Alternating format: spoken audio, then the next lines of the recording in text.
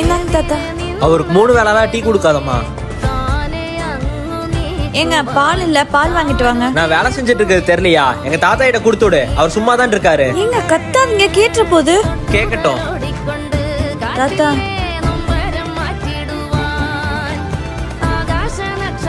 சும்மா டிவி பார்த்துட்டே இருக்காதீங்க, எந்திரிச்சு போய் தூங்குங்க.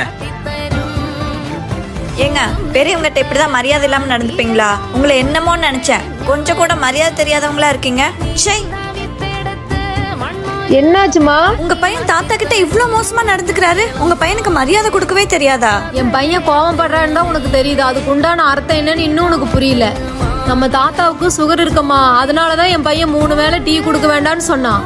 அவர் வாக்கிங் போக சொன்னாலும் போக மாட்டேங்கிறா, அப்படி அதனாலதான் சின்ன சின்ன வேலை கொடுத்து நடக்க வைக்கிறான். டாக்டர் அவரே ரெஸ்ட் எடுக்க சொல்லியிருக்கிறா, அப்படி அதனாலதான் டிவி பார்க்காம போய் தூங்குன்னு சொல்றான்.